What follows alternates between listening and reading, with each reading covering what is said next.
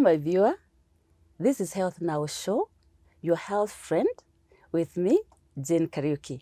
I'm delighted to welcome you to this episode of a very important health issue that we are going to be looking at. But before I go on, I would like to welcome all those that have not been with us on this show, and I would request you that you join us on our YouTube channel, Health Now Show with Jane Kariuki, and Facebook, Health Now Show with Jane Kariuki, and we'll be able to continue working together on this show. One of our partners that is very critical to us on issues health is Specialist Doctors Plaza in Kiambu, and they are our partners in Matters Health. We'll be sharing their contact so that if you have any question concerning what we are going to talk today or any other health matters, we can be able to reach out to them. The person to take us through this very important session and episode is none other than Dr. Mary Maina. She'll introduce herself further, especially to those that have not been with us, so that we can all be on board. And without further ado, I would really want to welcome Dr. Maina, and she'll introduce herself further and then continue with this very important topic. Karibu, Daktari. Thank you so much, Jane, and thank you for having me again. Yes. I'm delighted to be back on your show. Thank you. My name is Dr. Mary Maina. I am a consultant obstetrician gynecologist practicing at Kiambu Specialist Doctors Plaza, which is based in Kiambu town. I've been here before and I am back, and I'm excited to be back with you, Jane. Thank you. Asante sana. As I said earlier, we are going to talk about a health issue that is very important to us. That is infertility. Infertility. And to take us off, I would like to ask Daktari, kindly define infertility. Okay. Yeah. Yes, a very sensitive topic today, but a topic that touches on almost all of us in one way or the other. Yeah. So infertility is defined as a couple that is unable to achieve a pregnancy after 12 months of living together and trying to get pregnant. So if you have been living together with your spouse, with your partner, and for a whole year you have not achieved a pregnancy, then we would start investigating you for infertility. Mm-hmm. So yes, infertility is 12 consecutive months of inability to conceive. Mm-hmm. Yes. And so that is one of the indicators. Yes. That there is something that needs to be investigated further. Yes. Okay. The assumption is that when you have been living together and getting intimate, mm-hmm. and for 12 months you haven't achieved a pregnancy, then there could be something wrong. And that is where most people go wrong, because sometimes you find a couple coming to you after 2-3 months mm-hmm. of trying to conceive and thinking that there is a problem. Uh-huh. So I want to say today that we get medically concerned mm-hmm. when there have been 12 months without a pregnancy, because the chance of a woman conceiving in one menstrual cycle mm-hmm. is just about 20%. Okay. And therefore that is why most times if you come too early, mm-hmm. we'll send you back home and tell you keep trying. Mm-hmm. However, if after 12 months you're still not pregnant, then you could come back so that we can check whether there is something. Mm-hmm. And remember, this is also affected by something like age. Okay. So if I have a woman who is 27 years and another woman who is 42 years, and they're both trying to conceive, mm-hmm. then the chances of the woman at 42 conceiving in, say, 3 or 4 months mm-hmm. are much lower than the 27-year-old who is trying to conceive, who might conceive faster. Mm-hmm. So I want to remind women that your chance of conceiving in one cycle is just about 20 to 25% maximum. Mm-hmm. And therefore, that's why we tell you, keep trying mm-hmm. for a year. Mm-hmm. If a year is over and you haven't conceived, then come. We will start checking whether there could be something wrong. Mm-hmm. Yes, and remember, this is not only for the woman. Mm-hmm. Infertility can be from both sides. Yeah. And actually, right now, the statistics mm-hmm. are that 33% of causes of infertility are with the female, 33% are with the male, 33% is combined, And then there is what we call unexplained infertility, which is about 1%. So you have a couple that has no issue, but they are completely unable to conceive. That's what we call unexplained infertility. And therefore, the statistics show us that infertility is not a male issue or a female issue. It is an issue for both the male and the female partner. Yeah, so when we are investigating for infertility, we encourage both partners to come, because you could check me and yes, I have a problem as a woman, but my partner could also be having a problem. So you fix my problem as a woman, you don't fix the man, and then we keep trying for another year, and we can't figure out why this is not working. Yeah. But the actual reason is because the statistics are equal for both male and female partner, especially in the last few years. That has changed a bit because of the nature of our lifestyles now. Yeah, and so when we are investigating a couple for infertility, we encourage that they both come so that we check whether it could be an issue with the male, the female, or it could be an issue that is combined. Yes. In Africa, Dr. Mary, we have that most times the ladies are blamed when there is infertility in the family. And as you're saying that we have 33% from the male, 33%, and the other part that you've talked about. And I'm just telling myself, an African man then would understand that there is a chance, there is a part that could be from their side. We can continue. Yes, absolutely true. Even in our setup, usually it is the woman who shows up first. Yes. And most times they will come and tell you, niangalie nikiwa sawa na yeye atakuja. You get? Because the burden of pregnancy and conception is really put on the woman, forgetting that a pregnancy takes two people. Okay, so a woman cannot get pregnant on her own, and therefore I want to demystify the myth that when a couple is unable to conceive, it is the woman who has a problem. Okay, it doesn't mean the woman is the only one who can have a problem. It could be the man. Yeah. It could actually even be combined. Yeah. Yeah, but most times what happens is that the woman will come, we will check her, tell her she's okay, then that's the only time the man shows up. Okay, and most of them don't even show up sometimes. Yeah. But we are seeing a change in the trend though. Okay. The younger generation, the younger couples are embracing that it could be both of them that have a problem, or rather, this is an issue that affects both of us. So we are seeing more and more men showing up when there is an issue with fertility. And I would really encourage them and let them know that it could be either of them. Yeah. Yeah, and it could be something that is just a small issue that needs to be fixed. But if you don't show up, then the doctor never gets to know that you're the one with the problem. And we've seen couples where even the marriage doesn't work, the man remarries, that one doesn't get a baby, remarries, you know, and it still doesn't hit them that I am the constant factor here. I could be the one with the problem. So the women are the ones who keep coming. However, we're encouraging the men to show up and accompany their women to the clinic, especially when the issue is fertility, because it could be both of them. Yes. Oh, okay. Yes. Right. So what are some of the causes of infertility? Thank you, Jane. That's a very wide topic. So I will try to summarize it into 4 parts. Okay.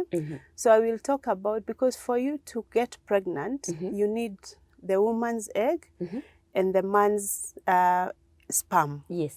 So I will talk about issues with the egg, then I'll talk about issues with the sperm, and then we will talk about the egg and the sperm have to meet. Yes. We will talk about when there's an issue with the area where they meet, okay? Because they could be both okay, but they are not meeting, so you're not getting pregnant. And then the last thing we will talk about is when they meet and a pregnancy is formed, but this pregnancy doesn't hold, okay? So what we usually call a chemical pregnancy. So the woman never even gets to know that I was pregnant. Oh. Okay? Yeah, so I will start with, let's talk about the woman's egg. Okay. So there could be a problem with the woman producing an egg. And some of the common causes of this is hormonal. okay? Most of the causes of what we call anovulation, meaning the woman is not ovulating, is because there is a hormone. One of the many hormones that affect the reproductive system could be dysfunctional. And how do we start suspecting? Because when a couple shows up in the clinic with infertility, we ask them very many questions. And some of those questions are basically trying to guide us as to which route of investigation do I take. So when a woman has an issue with ovulation, she will come and, as you're talking, you'll discover that she can go for 3, 4, 5 months without her periods. Okay? So there are women who do not get their periods every month. That is usually the first indicator that there could be an issue with the woman's egg. Some of the hormones that affect this could be a thyroid problem. So there are people who have a goiter and they will tell you, I have not been getting my periods, or I can skip 4, 5 months and then when they come, they're either very little or they go for a very long period, depending on whether the problem with the goiter is a hypergoiter or a hypogoiter. So thyroid the problem, duration of the period. Yes, the duration of the period is also important. So number one is a thyroid problem. The other one is a hormone we call prolactin. Prolactin is the hormone that gives women milk when they are breastfeeding. And that is why most women, when they have a small baby, they don't get their periods. Because the body knows you have a small baby, I don't want you to get pregnant, so I will stop your periods for some time. So this hormone called prolactin is produced somewhere in the brain. And if there's a small growth in the area that produces that hormone, then it produces it when you're not breastfeeding.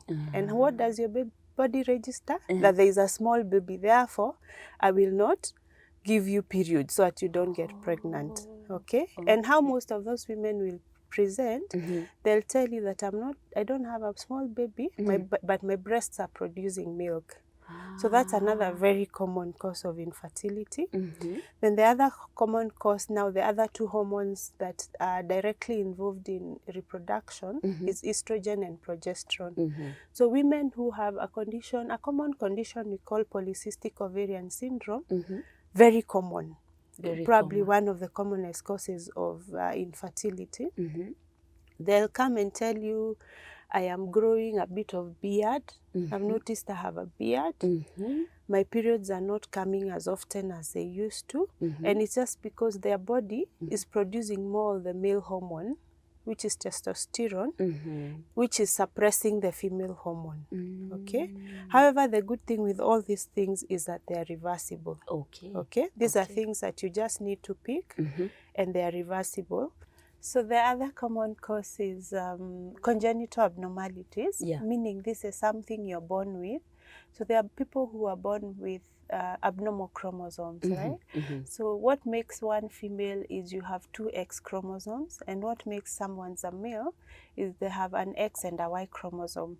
So there are women who are born with, say, 3 chromosomes. So you have 2 X's and 1 Y. You have a male chromosome in you.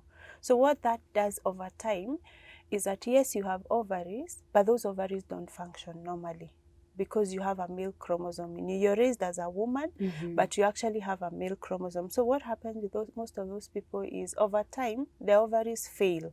And any woman whose ovaries fail before 40 years, we call that premature menopause, then it means that their chances of conceiving are very low.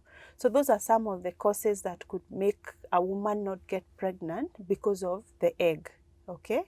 Then to talk about the sperm, the male sperm, there could be different problems with the male sperm. So the male sperm could be an issue with production, meaning you're either not producing or you're producing way less than what we require for fertilization to happen, or there could be an issue with transport. Okay, so when you have transport an issue now of the sperm from the testes to during ejaculation, so you're not transporting those sperms, they are getting stuck in the testes where they are produced. Okay, so one of the commonest causes of issues with production, again, is hormonal. So there are men who are born and they don't produce any sperms because there is an issue with the balance in their hormones that are responsible for that. And most times those are issues that are congenital and you can't do anything about it. The other common cause that people don't know is mumps, you know? Mumps. Yes, so mumps is a condition that most people get when they are young. Yes. I got it when I was young. Yes. So mumps really likes to attack the testes of young boys. Okay? I So think, Daktari, that one. Yes. That one, Yes. I think you just look into the camera. Yes. And so mumps means that when you get mumps, usually it affects your cheeks. But for men, it can also affect your testes, what we call mumpsitis. So you'll never know because this is something that happened to you when you were young. Then when you get married, you're trying to have a baby, it is not happening, and you do not understand why it's not happening. But when we ask your history, try to find out, when we discover you're not producing any sperms, then we discover that you actually suffered mumps when you were young. So that's a common cause of infertility in men. Then the other thing could be blockage. So you could be producing sperms, yes, but there is a blockage in the transport system of the sperm. So how we know that, usually we will do a test that shows us whether your pathway is open or not. That one is usually an easier problem to deal with, because if we find a blockage, then we just need to identify where the blockage is and unblock it. Okay, so men can also get a problem where their sperms are either not being delivered or they are not being produced. When they are not being produced, usually there isn't much that we can do. But when there is, then that's where we will talk about, when we are talking about treatment, the option they have is to use what we call a sperm donor. There are many sperm banks where people go and donate for people who are not able to produce the sperm. Then the other cause of infertility, we said, is when the sperm and the egg cannot meet. This is probably the commonest cause of infertility in our setup. So the egg and the sperm usually meet in the fallopian tube of the woman. Okay? That is where they meet and fertilization happens there.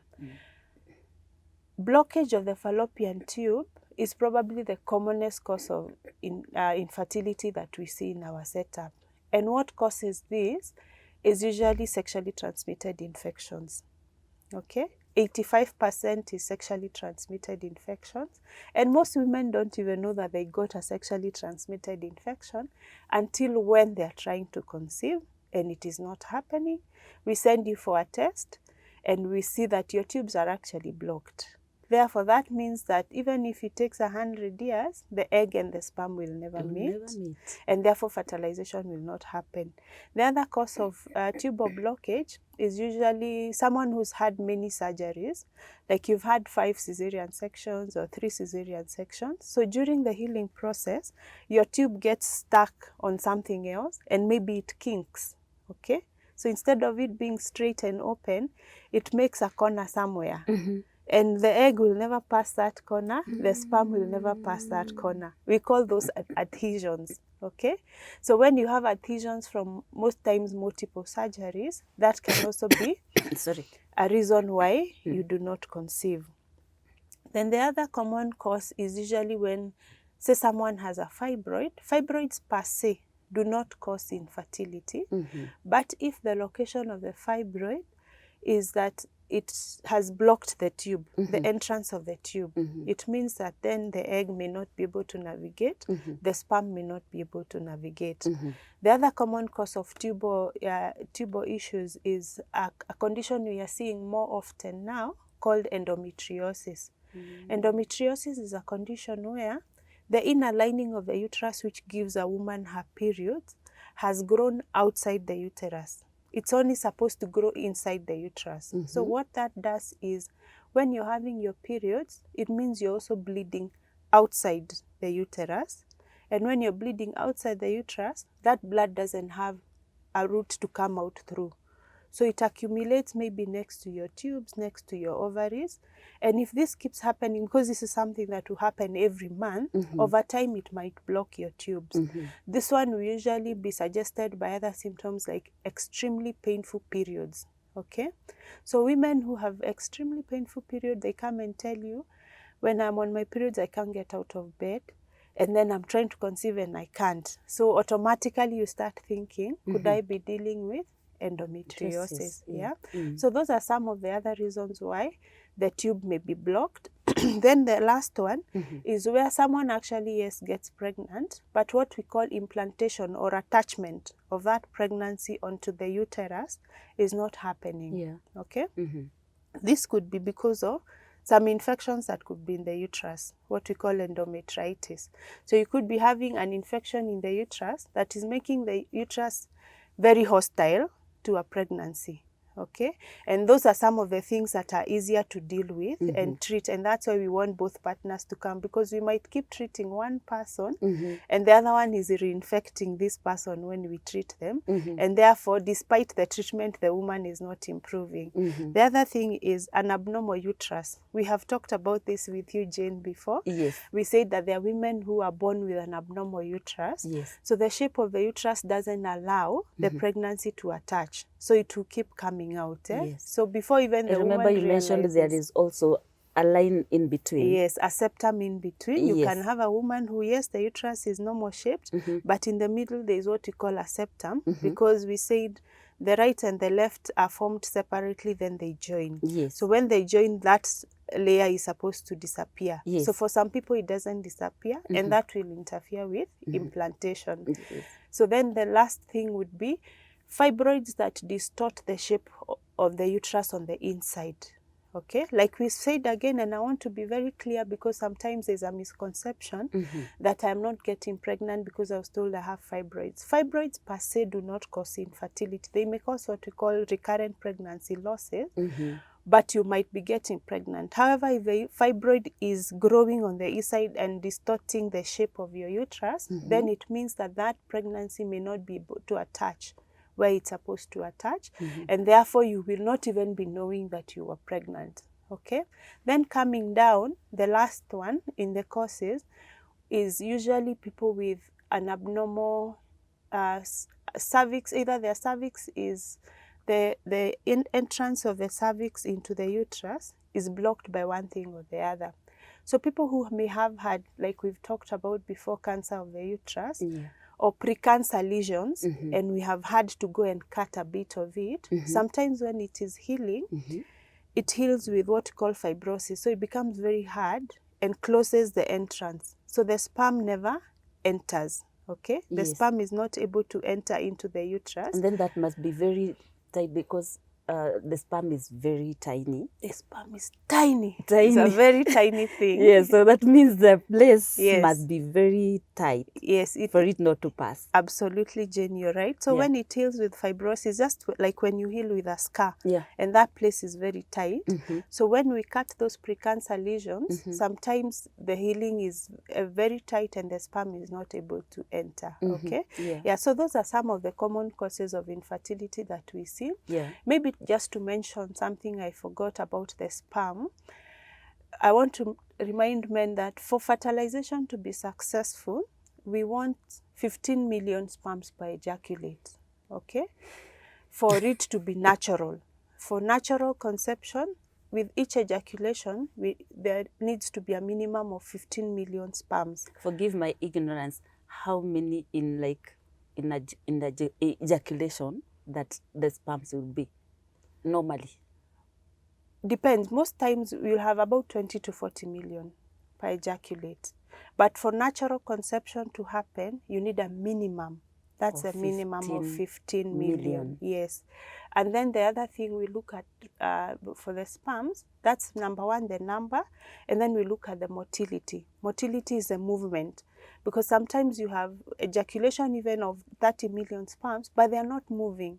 So they'll never get to where the egg is. And then the number three thing we're interested in when we are doing a semen analysis, we look at the shape of the sperms. Majority of the sperms are usually not normal shaped. So you'll find a sperm that has 2 heads and 2 tails, but we require a certain percentage, about 40%, to be normal for normal conception to take place. And so in summary, Jane, those are some of the causes. So those are I'm some stuck of the in the millions. Yes, you require many millions for just one to fertilize. In the end, it's only one that will fertilize. But for that to happen, you need a minimum of 15 million. Okay, so most people will have about 20 to 40 million. Most normal men will have 20 to 40 million. But for fertilization, you require 15 million per ejaculate. And that's why you see we keep telling women, keep doing it. And the couples rather, keep doing it, keep trying for a year. Then if a year is over, then for sure something is not adding up. So those are generally some of the commonest causes of infertility that we encounter. Yes, unless you have an addition. I'm just stuck there, the millions, but we can move on. Okay. We can move on to the next one. Okay. Yes. So those were the causes. Yes. You want us to move to how do we investigate couples? Yes. Okay. How do we know that now, I've stayed for the 12 months, I'm not conceiving, but now when I come to you, how do you even get to know what is happening with me? Okay, Yes. thank you. Yes. A good question. Yes. We usually, the most important part of trying to work up a couple that is struggling to conceive is in history taking, meaning we talk to them and usually we ask them questions, sometimes very intimate and personal questions, but they are necessary for us to be able to move to the next step. So our tests are usually guided by what we pick from your history. So for example, if I asked a lady, do you get your periods every month? And she tells you that I can do 3-4 months without periods, then automatically I start thinking she's not ovulating. Her problem is the egg. She's not producing an egg every month. If another person tells me, yes, I get my periods every month on a regular basis, I have a 28-day cycle, then my mind immediately goes to, why is this sperm and the egg not meeting? Could it be that the fallopian tube has a problem? For the men, it's usually difficult to know because unless someone maybe tells you that I have erectile dysfunction, most of them will be normal. They may not even know that there's a problem. So for the men, you have to do the test of seminalysis, which I will come to shortly. So for the woman, it's from the history. And then from there, our starting point is usually to confirm the tube is okay by doing a test we call a HSG. Okay, a HSG is a type of an X-ray where a woman is sent and we put some dye through her uterus to see if that dye is getting into the fallopian tubes. If the fallopian tube is blocked, then we will be able to see at what point the fallopian tube is blocked. And then for the man, we start with a semen analysis, looking at the 3 things we mentioned: the number of sperms, the movement of the sperm, and the shape of the sperm. So usually that's our starting point. But for the lady who is also saying that maybe she's not getting her periods, then we will look at some of the hormones we talked about. Does she have a problem with her thyroid hormone? Does she have a problem with her prolactin? Does she have an excess of testosterone? Okay, but basically for most couples, our starting points are one test for the man, which is semen analysis, one test for the woman, which is a HSG. And that is why we are saying when only one person shows up, then your hands are kind of tied. Because you only end up investigating one person, and yet it could be both people that have a problem. So then your next course of action is usually guided by what you find in the test. So if the man has a normal semen analysis, you're happy. If the woman has a normal HSG, you're happy, and you probably just need to give them some drugs to boost their chances of getting pregnant.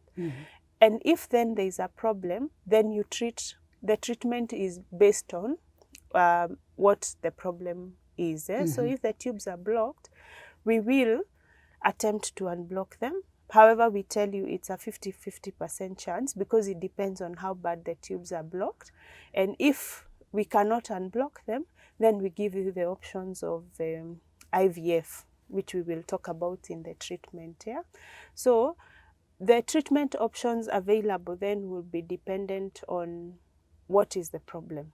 Okay, so some of the common treatment options that we have when we cannot find, when we find that the tubes are normal and the semen analysis is normal, is drugs that increase your ovulation.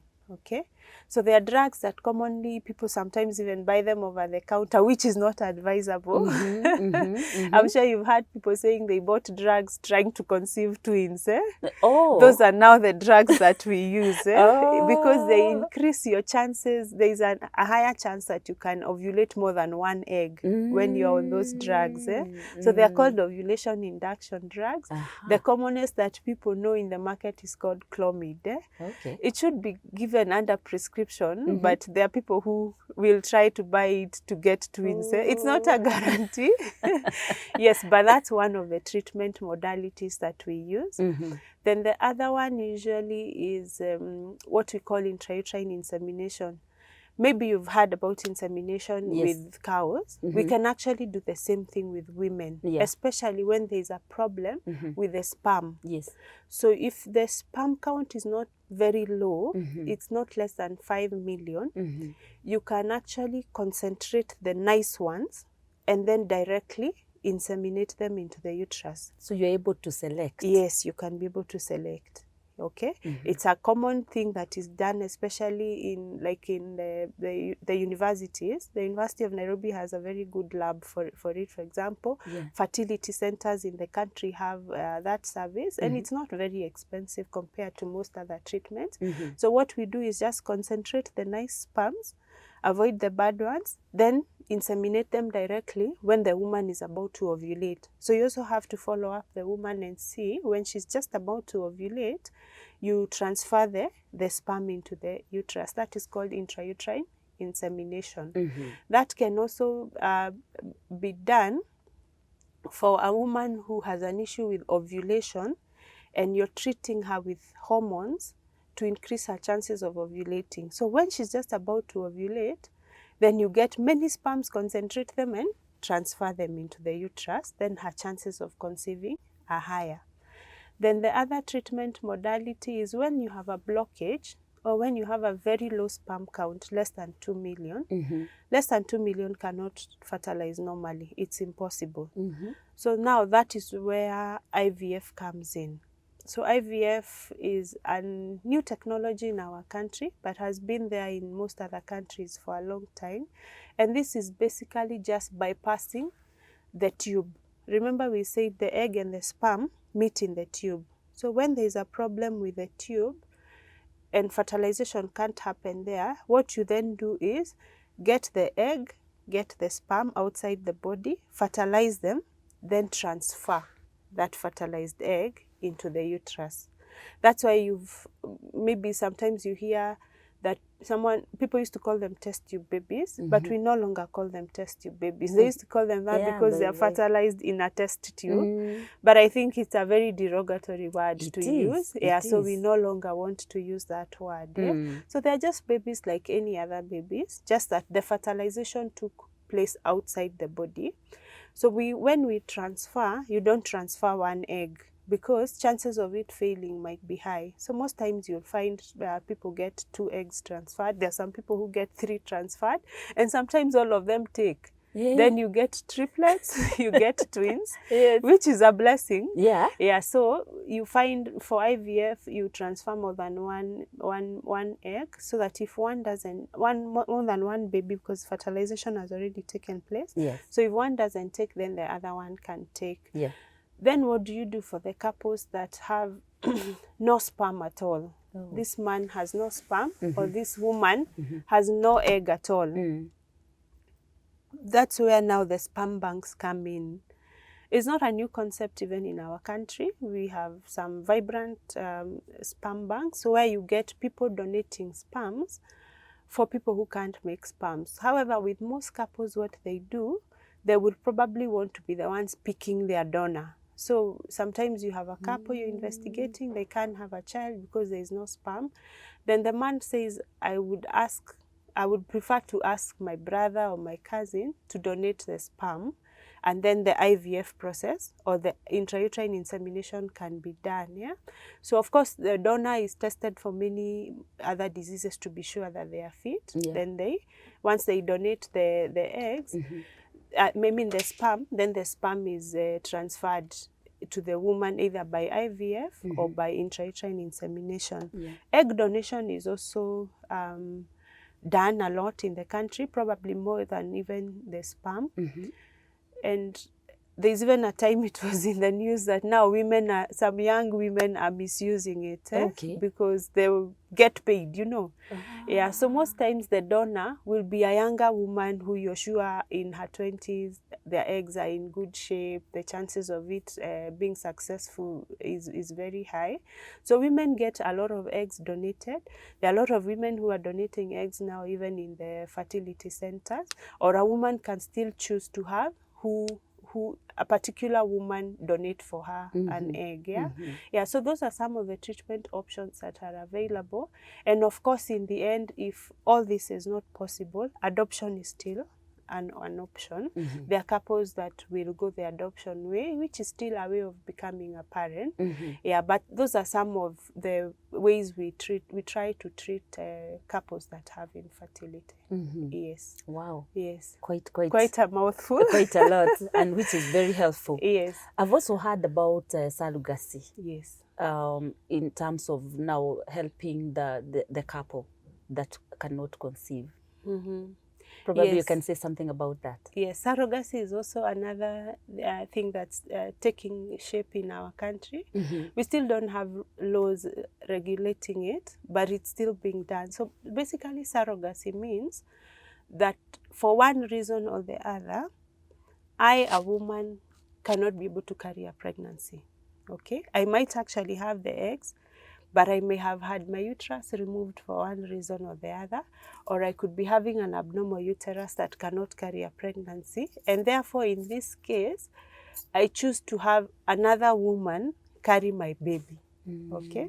So another woman, my egg might be removed, or a donor egg, then my partner's sperm, they are fertilized outside the body, and then this is transferred, what we are calling in IVF or in vitro fertilization.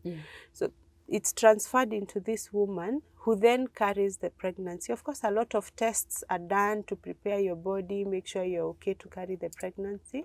Then this woman, after this woman delivers the baby, then of course now the process of adoption takes place because they have to formally adopt. The baby belongs to the mother who gave birth, but the baby is mine, so we go through. Most of them will have an agreement written prior to that, so that it doesn't bring a lot of confusion. So that the person does not refuse with the baby. Absolutely. And there have been even some prominent politicians in our country who've come out and said, yes, I couldn't carry this baby, and therefore another woman, which I think is a very gracious thing for someone to do, because it then gives me an opportunity who cannot be able to carry a baby to still be a parent. So the baby then eventually is my baby. And that is taking shape. I think there are laws coming up even with issues of IVF. We are having there are laws coming up now to regulate it so that it doesn't remain unregulated, and it gives hope to a lot of women who have been ridiculed for many years, because women are the ones who are ridiculed the most for not being able to carry a pregnancy. Yeah, and so we are happy that even IVF, the cost is coming down over time. It's been a bit expensive, but it's coming down, and women are now able to have a child where they couldn't 10 years ago. Yes. Okay, there are also issues of like emotional turmoil, especially when one is trying to conceive. I know for you, you're medical. I am a psychologist. I'm a psychologist. And I'm imagining this couple that is trying to conceive, and especially the woman who is again blamed for this lack of a better word, infertility or barrenness, like the way people call it. I would imagine that is really can take a toll on her emotions and her life.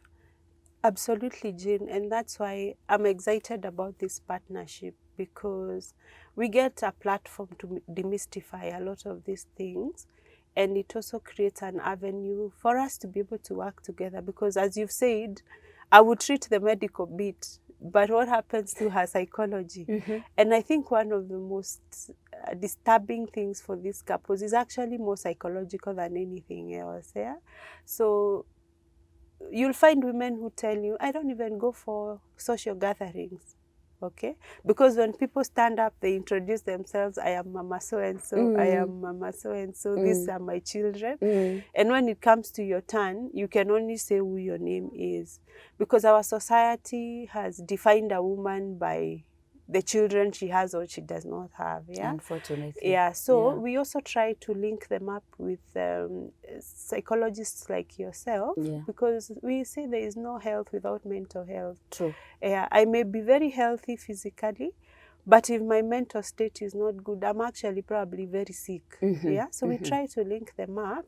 And I think also trying to demystify these myths that the woman is the problem. You know, there are some women who I talk to, even as patients, some couples you will see, and we know it's the man who has a problem, but the woman still takes the blame. You know, and you know, because women usually will try to shield what is happening in their family. They don't want to keep telling people that I'm not the problem, you know. So you find a lot of women who take a lot of blame, some very strong women who will even inspire you and say, you know what, this was for better, for worse. So with or without a baby, I am not going to talk about this. I will keep taking the blame. But I think society needs to change its mentality that yes, it's good to have a child, but a woman shouldn't be defined by her lack of having a child. You know, we shouldn't keep putting them in situations where they even want to avoid social gathering. And also demystify the fact that it's not only women who can have a problem. Men are also having a lot of issues now, especially with obesity. Some of the things that contribute to infertility in men are obesity, things like smoking, because smoking will affect the transport, the movement of the sperm. So we want to demystify and encourage society to look at people as a whole, whether or not they have a child, but also let people know that there is help. If you don't come to the hospital, we won't know where the problem is. And sometimes it's really just something small. We just need to put you on some medication for a month or two, and then you can conceive. And when you come, don't be alone. Fertility is not a one-man show. Fertility is for both the man and the woman.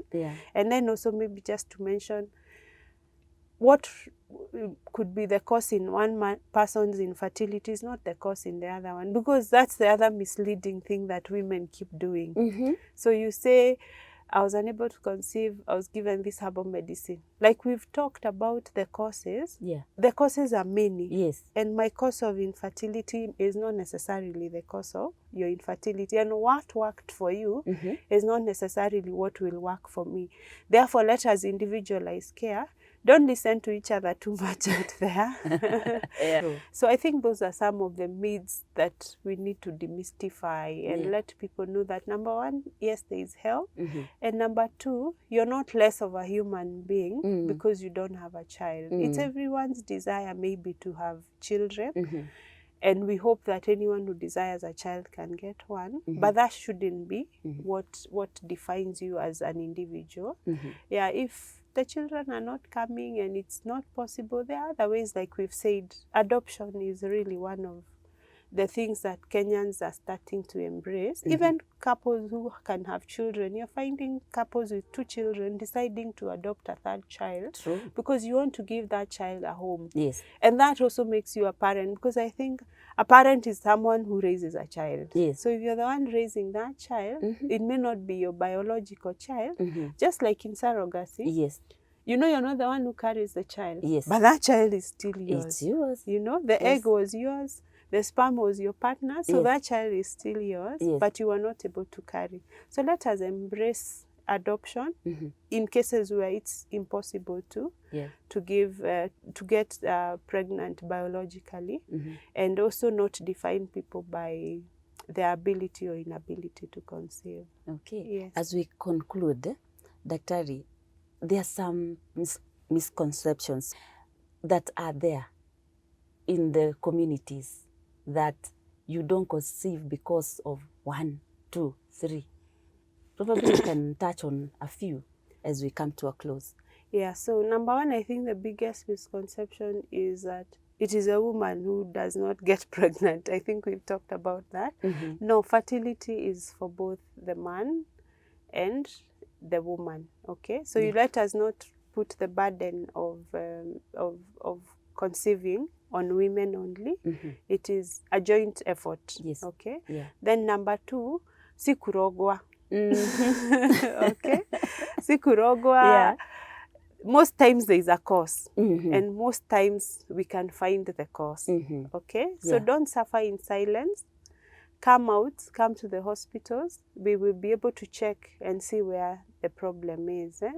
Then number three, as you've said, what works for me is not necessarily what will work for you. This is especially for the women, because women talk to each other a lot, which is a good thing. But sometimes we also mislead each other. That mimi nilikunywa. There is this one that has become very common, guava leaves. Yes, this one is, I don't know where this came from. So you see a lot of women, even on social media, advising each other to boil guava leaves and drink the juice, yeah? And it's actually been happening. So that they can conceive? Yes. It's actually I've not heard. Yes, it has become quite common with the younger generation. Yeah? So we are advising you, please come, let us check medically what could be the problem. Because sometimes it's something small that we can fix. And even when we cannot fix it, then we can have a conversation and you can understand what is going on. Yeah? So I think those are some of the main misconceptions that are there in society. And the fact that a woman is not less of a human because she doesn't have a child. She's still a complete person. And you might be surprised that in most of those quiet homes where there is no child, it could be the man. And the woman is trying to cover up because women are very good at that. Unlike men, they will not go broadcasting that my man is the one who has a problem. So those are some of the few that probably I can pick out that are quite common. I want to add one. Yes, Jane, please do. I am named after an auntie. This is a self-disclosure. And this auntie didn't have children. And she was always, okay, I was given to her because of my background where we were staying. We were not very well to do. So my mom would distribute some of the children to other homes. So for me, I was given to my aunt, the one I'm named after. And she didn't have any child. So she had struggled so much. One time when she was sick, I took her to Kenyatta National Hospital. And then she was asked, like the history taking, like how many children. I don't know why it was asked, whether that is what happens. She said, one, this one. She pointed at me. Of course, I knew I'm not a biological child to her, and I knew her struggles. Then I went on, and of course, she was treated, the condition she had gone to the hospital. Later on, she passed away, she died. Now, as I grew up, it got into me that because I'm named after her, I was never get a child. Children. Yes. And it actually got into me so much that I knew I'll never get a child. Wow. So my mission on when I got married was to get pregnant, to get a child, because to prove that the person I'm named after did not have an effect. And you see, this is a misconception. True. I'm talking about this because probably there's somebody else out there who has that kind of a thing. But for me, it was, I can't get a child because my auntie, who I'm named after, did not have children. So it is not, I would like to say, it is not transferable. True, absolutely. I got 2 children and I got them following one another. So so I think that is important, that it is not transferable, like infertility cannot be transferred to somebody else. So I just thought of just mentioning that to our viewers. That's true. It's not inherited. It's not, not, you know. it's not inherited. Yeah. So your closing remarks as we wind up. Okay. So as we come to the end, I want to remind all of us, because fertility in one way or the other affects all of us, yeah, that it is not a curse. It is not genetic. As Jane has said, you cannot transfer infertility to another person. And there is help, okay? There is help that is available, and we can only help you when we know where the problem is. And remember, we've said 33% of the causes are with the man, 33% are with the woman, 33% is combined, and 1% is what we call unexplained infertility. Please, therefore, when you have an issue with fertility, it could be any of you or it could be both of you, come to the hospital together so that we're able to investigate and try save on time, as opposed to investigating one person for 5 months, the other person for another 5 months. That means a year is wasted. Whereas if you both came at the same time, then probably would just need those 3 to 5 months to investigate and try to help you.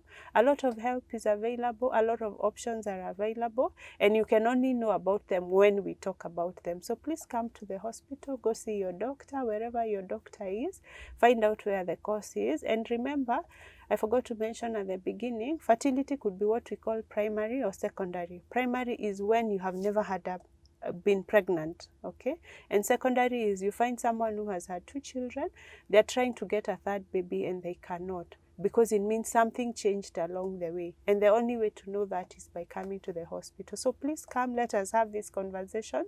Let us keep having these conversations even at society level, so that we can completely change our mindset when it comes to infertility or inability to conceive. Thank you. Asante sana. And as Daktari said, issues of infertility can take a toll on the couple or the family emotionally. And as we go along, I would like to share a number that will be on our screen that you can ask a question, especially if you're going through emotional issues pertaining to infertility. Our number will be on the screen and you can be able to get in touch with us. Again, I remind ourselves that Dr. Mary will be available to answer your questions. You text those questions and the number will again be provided from our specialist Doctor's Plaza, and she'll be able to answer some of those questions. And if need be, she can be able, probably you'll be able to organize an appointment with her and you can be able to meet her and explain your situation. As we come to the end of this session, I really want to thank you so much, our viewers, because of being with us, following us, and following us on our social media platforms, our YouTube channel, Health Now Show with Jane Kariuki. Get there, subscribe, share, like on our Facebook page, Health Now Show. Get to tell us, what are your questions? What are you experiencing? How are we touching on your life? And this, because we always say on this show that the Health Now Show is your health friend. And we want you to live quality lives, healthier lives, so that we can perform our duties wherever we are. And until next time, we'll want to stop there and say, have a nice time and have a healthy day. Thank you so much. Bye for now.